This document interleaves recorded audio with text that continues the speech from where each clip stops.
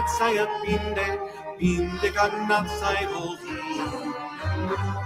Virshake Hororanes Gita Verbos Hohi Shater Artsakh Heros Neret Tapera Yunko Hohi Karmir Tzachik Neres Nadir Dashteri Shater Artsakh Heros Neret Tapera Yunko Hohi Karmir Tzachik Neres Nadir Dashteri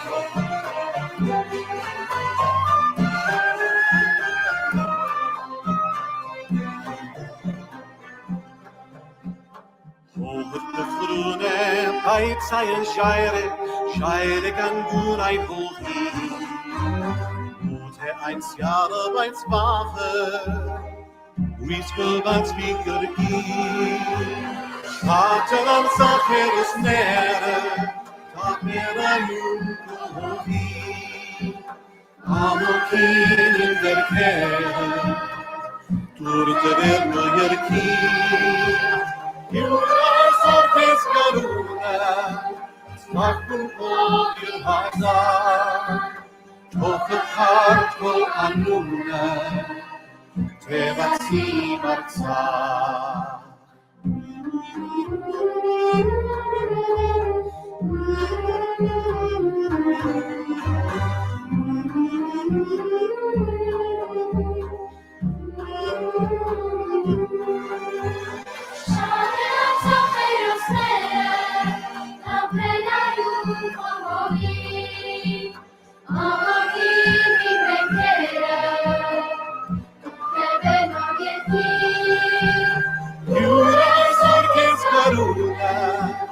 Sakun Ogir Haza Tochet Hartko Anuna Tevatsi Artsakh Shater Artsakh Heros Neret Tapera Yunko Hohi Amokin in der Kere Turte der Yerki Yura Sorkes Garuna Sakun Ogir Haza Tochet Hartko Anuna Tevatsi Artsakh Onjeren Kan Vortun Venkerki Campo Hazor Esmaherami Onjeren Kan Vortun Venkerki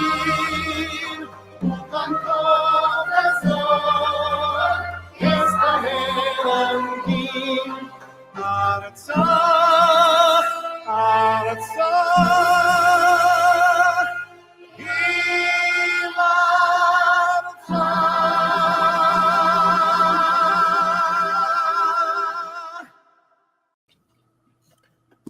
Lovely, lovely song, lovely location, lovely music video, Daniel Decker. Hello, everyone. We're back here at Sovereign Artsakh with Daniel Decker. This is week 2 of our ongoing series here on Sovereign Artsakh. And Daniel, you've become, in a short time, a dear friend to me, and I'm so grateful to have you in my life. Likewise, sure. So before I got a ton of questions about that music video and about Artsakh itself. And so the rest of this episode will be committed primarily to Artsakh, but a few program notes. Last week's episode, I did mention that sogelmantelerian.com would be live at that time. However, it is not. It is not yet live. sogelmantelerian.com is not. I mean, by the time you see this, some of you, maybe it will. There's a big question mark because we recorded that episode on Armenian Christmas Eve, which was January 5th. And then January 6th was Armenian Christmas, a full day. And then on January 7th, Los Angeles burnt to the ground. An unforeseen, well, we knew the windstorm was coming, but the fires, this was something unexpected, unprecedented, and we're still in the midst of it. It's two of the two main fires are still burning and not even halfway contained. I think the Palisades fire at this point is still only 11 or 12% contained, and the Eaton fire is about 35% contained. And the winds are going to be kicking back up again. So it ties in with our subject today because the notion of devastation and total loss is something very familiar to the Armenian people for generations now, and in particular in the last year, well, really the last 4 years, the 2020 war and the September 23rd, I think, was the evacuation or the removal, the ethnic cleansing of Artsakh by Azerbaijan, and so the total loss and the devastation is thematic right now. So I'm wearing the hat in honor of where I am right now, and I'm also wearing my Artsakh T-shirt. So I'm representing the theme. So the SoGoMatolarian.com will be going online soon.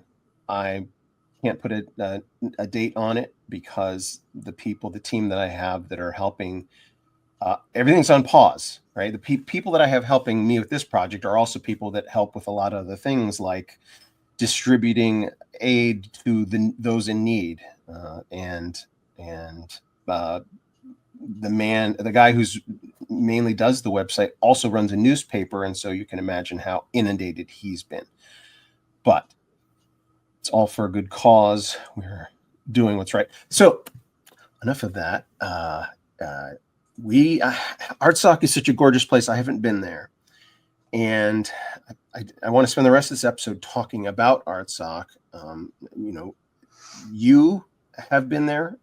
Is that correct? Have you been there? Yes, I was there in 2017, actually, just a couple of years before the 2020 war, and I gave a concert in the city of Shushi in Artsakh. Well, you did that music video. Tell me about, we don't have the English translation. Just give us us non-Armenian speakers, the general idea of the song, and then tell me about shooting that music video, the children, and how it ties into the theme. Just tell me about this music video and Artsakh. It's a very patriotic song that's honoring the sacrifice of the soldiers, the brave men and women who defended Artsakh throughout, from the first war to the second war, and throughout all of history. It's also kind of a rallying cry for our Armenians and Artsakh that Artsakh will be whole again. So even through this terrible loss that they've experienced, there's still this hope and this optimism that in the future Artsakh will be free once again. When you say the first war, what's the first war that you're referring to? The war for independence 30 some odd years ago, around 1992, something like that. Yeah, okay. And then the second war being the 2020 invasion. Right. And actually, to tie it full circle, we recorded the song and made the video during the war in 2020 in Yerevan. Okay. So while the fighting was going on, we were recording this patriotic song, and it was a very moving and sobering experience to record this song with the children, and the children in the video represented the future leaders and citizens of Artsakh. Did you have a audition process, or was it just word of mouth, friends that have children that can sing and want to be in the music video? There was a children's choir Okay. that we enlisted to record the part, and they were featured in the video, and it really was very touching to see and to hear the voices of children representing the children of Artsakh and the future of Artsakh. I'm going to pull up a video while we talk more about Artsakh. I'm going to pull up, let's see, add to, there we go. So this image, tell me about what this is. It's called a tatik papik, which in Eastern Armenian means grandmother and grandfather. So they are like the grandparents overseeing Armenia and Artsakh and representing Artsakh, and it's very symbolic of Artsakh. Whenever you see that image, that is symbolic of Artsakh and the importance to the Armenian people. And do you know any more of the history, like how old it is? Let's see. I don't know how old it is. I know that it's very important for Armenians, but I don't know the history in great detail. On the screen it says, let's see, 1967 down in this corner. I'm trying to 1967 AD. Maybe that's when it was built, or maybe I don't know. Somebody in the comment section that might know more about this can comment, and we'll update later on. I'm going to let this roll because I think this video goes. Is this in Artsakh or is this in Armenia? Do you know this particular church, this structure? I'd have to see it again. Let's see. I think this is it. I think this is Artsakh.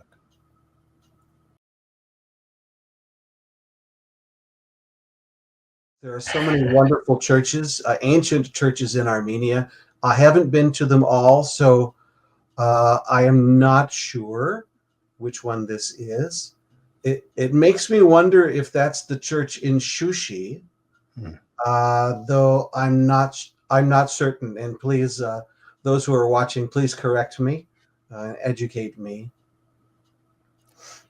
It looks familiar. One thing I know, the thing that stood out to me when I went to Armenia, which also stands true for Artsakh, is these are ancient structures older than anything we in the United States have ever encountered. These are more than 1,000 years old. A lot of these churches, these buildings are more than 1,000 years old. Some of them maybe not that old, but I know at Kodvirap, the deep pit is the structure there's not. Well, the deep pit from the history of Armenia, Kodvirap, is where it's like the origin story of the Christian conversion of the nation of Armenia, right? Gregory the Illuminator was in that pit, and they built a monastery there, and it's the first church chapel, the first Christian chapel, and they've been having services there for almost 1,700 years. Sorry to interrupt. That's Tatev Monastery. I should know that because I was there not very long ago. This is what? Tatev. Tatev Monastery. It's not in Artsakh, but it's not far from Artsakh. Got it. What blows me away as a Christian, right, as a believer, having been a Christian for 30 plus years, it's like a brand new awakening for me to have gone there, to be in a nation that has been Christian for almost 1,700 years. And seeing these buildings, these structures, it's like the Holy Land. For me, I haven't been to Israel, and I know that'll be amazing when I do go there. But to me, this was more significant. It felt so sacred, and these structures are still standing. On that note, well, let's get back to Artsakh.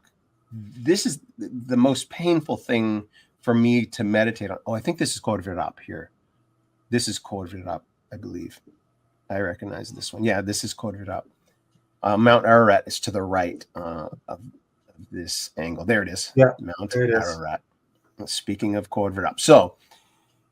But in Artsakh, it's now in Azerbaijani hands. And one of the things that they do is they go and they take these ancient structures, these ancient buildings, and what do they do to them? They destroy them, or they convert them into mosques, or deface them, and that's happened already, just in the last year, with some churches in Artsakh, which is a war crime. Right. It's actually in the Genocide Convention. There are, I think, 5, I don't know what they're called, stipulations, or 5 categories that describe what genocide is, because genocide is more than just the elimination of the physical people. It's the erasure of the memory of the culture, and one of those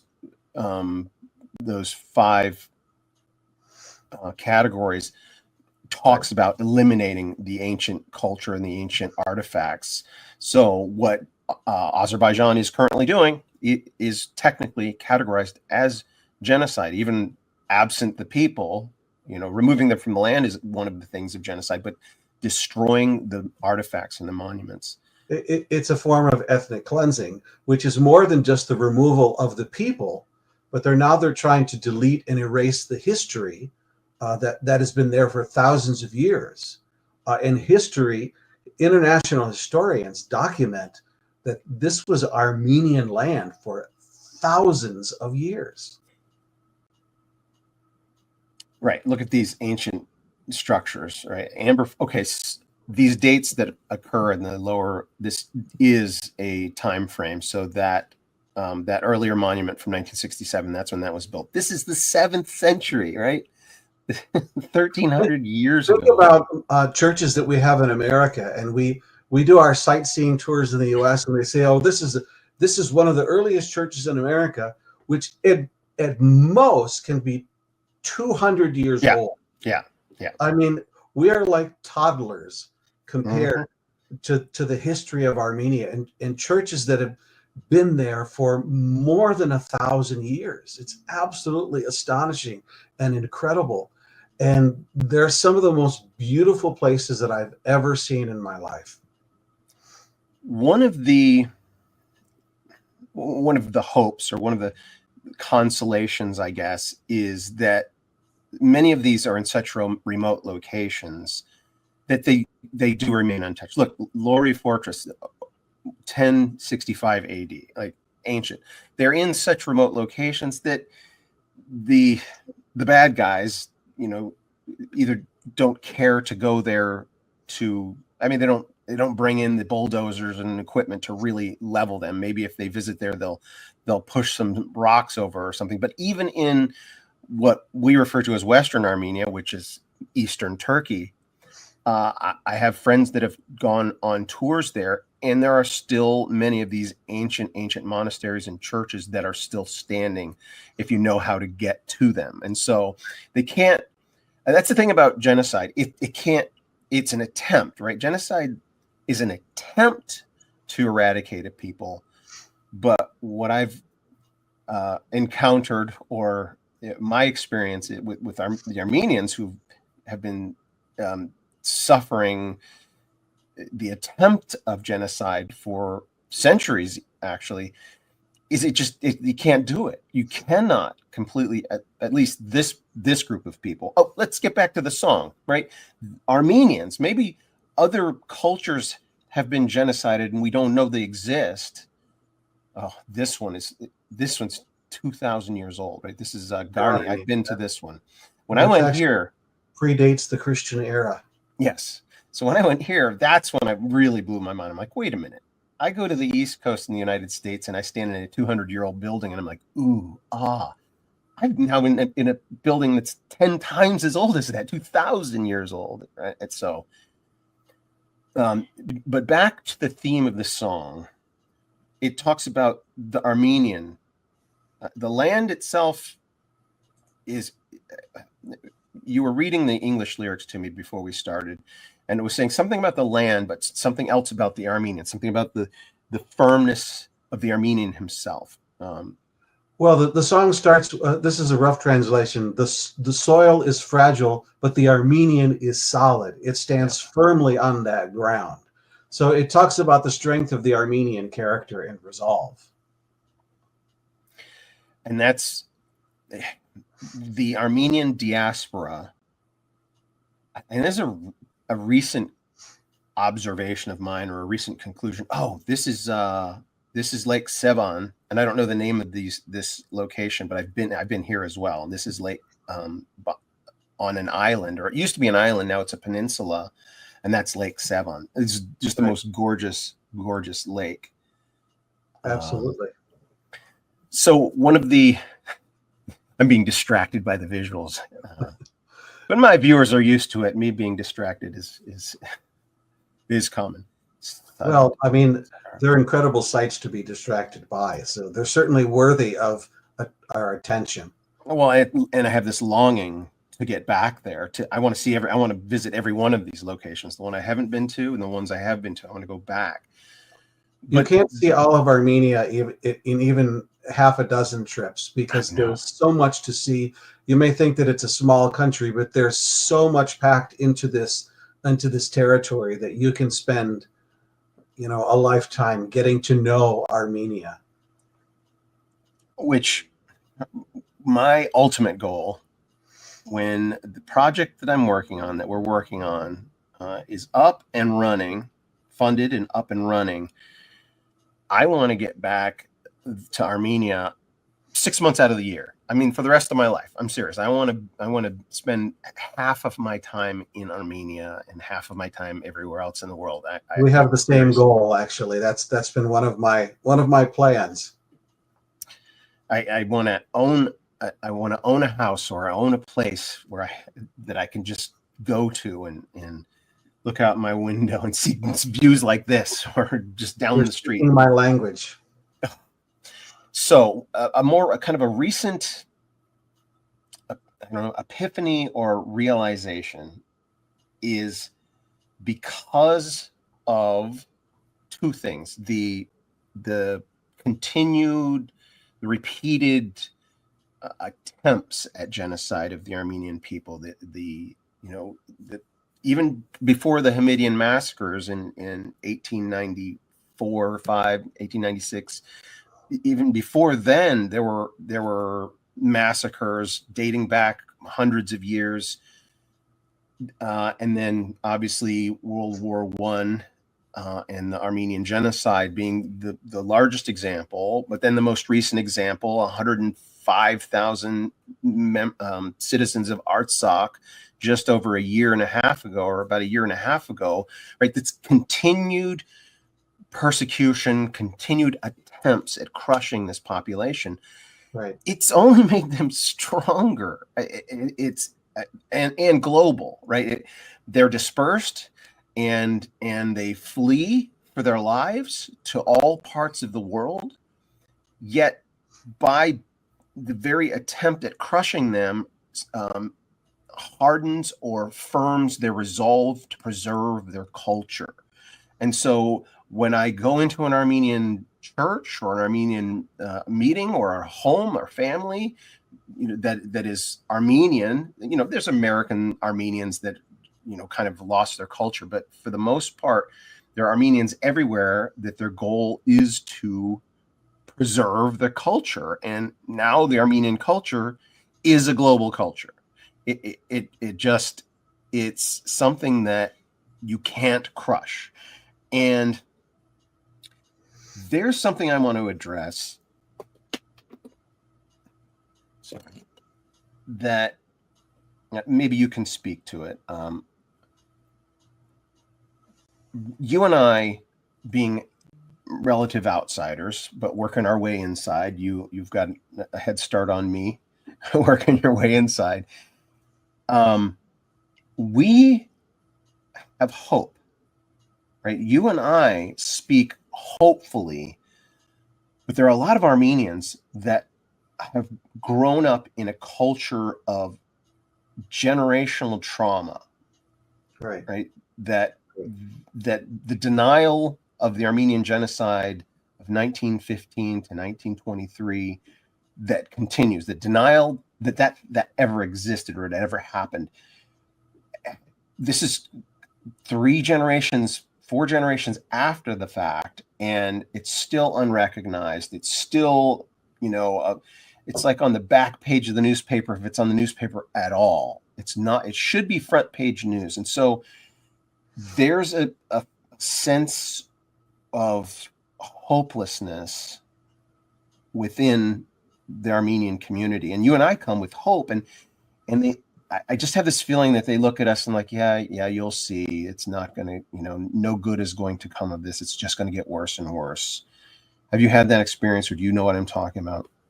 Yeah, absolutely. I would say there is this sense among some Armenians that, the concept of, Armenians have suffered for so long. We have always suffered, and we always will. It always will be a struggle. And part of my work from my very first time in Armenia more than 20 years ago is to say to the Armenian people, I am with you, and I remember the suffering that Armenians have endured for so long, but I want to encourage you that there is hope for a better future, for a better tomorrow.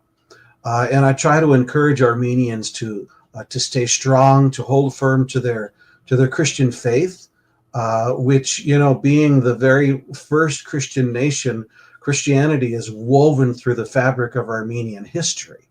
And I encourage them to take hold of that and let it be not just a part of their history, a part of their past, a part of their culture, but to be a present reality in their lives. That as I say in my song Adana, though the world may forget, God would remember their suffering. God is there even in the midst of our greatest trauma and tragedy. And I believe there is hope for the Armenian people, that there are better days ahead. And Armenia has suffered a horrible loss with Artsakh. But I still have hope that the day will come when Armenians will live there again freely, just as I have hope that, as we talked about last week in the river Artsakh, that Armenians will walk on both sides of that river Artsakh again too. I believe in a positive and great future for Armenia. And I also try to encourage Armenians to support one another, because there are so many ways that Armenians can be divided and separated. Part of that was born from the genocide itself, because as a result of the genocide, Armenians were scattered across the globe, and they settled in other countries and started to develop some differences in culture and even language. You have Eastern Armenian and Western Armenian language. You have the Eastern Armenian Church, the Western Armenian Church. You have Armenians who spell their name with I-A-N or with Y-A-N. And there's all these reasons why Armenians can be disparate and separate. But I try to remind Armenians that they and we are one. We are one nation. Though we have been scattered, we are still united in our purpose for a greater Armenia, for a stronger Armenia, for Artsakh to be Armenian again. All of these things. Amen to that, my brother. I've been Armenian by choice for 7 years now. It's been 7 years since I fell in love with this place, this people, and this story, particularly Soghomon Tehlirian. And ABC, Armenian by choice, I didn't know the phrase back then, but when I think you might have been the first person to say it to me, and I'm like, yes, absolutely, my heart is Armenian. And that point you were just making is what resonates the strongest with me as a non-Armenian. The Armenians are so divided, have so many ways they've been divided. It's even there's 1,000 jokes that Armenians tell among themselves about how divided they are. It's so entrenched in their mindset. However, the irony is they are also the most united global people, right? That they are united globally. And I had an Armenian say this to me. I was introduced to Sorpasan der Hovnan Derderian, the Yes. Western Diocese bishop or archbishop. Archbishop. I don't want to say it wrong, right? Because they have the Archbishop. titles. And it was I met him, and then he introduced me to someone, an Armenian personality in the LA area, and he was introducing me to her. He was telling her who I am, the Soghomon Tehlirian guy, in Armenian. So I didn't know what he was saying, but she was looking at me while I was talking. And the first words she said to me after he introduced us, she looked at me and said, "I always felt it had to be a non-Armenian to tell this story." The Armenians all know their story. The Armenians all love and hate each other, right? Hate and love each other. And they know their story, and they know their story is important. And they know each family has an important story. But it takes an outsider to see that, to tell the rest of the world, right? If it's just Armenians trying to tell the rest of the world, people are like, yeah, you Armenians, you have that ethnic dispute back there in World War I, whatever, you got that. But no, it's not an ethnic dispute. It's the attempted elimination of the first Christian nation, right? God's firstborn nation, right? That's a special place in history. And I think that people like you and I, as we focus on it, more people like you and I who are non-Armenians are going to pay attention. And the more non-Armenians that pay attention to Armenia will get Armenia recognized and will draw the world's attention to it, and will get the bad guys on their heels, right? I do believe, I don't just believe that, yes, as Armenians, you should turn to your Lord, Jesus Christ, right? The one who saved you as a nation.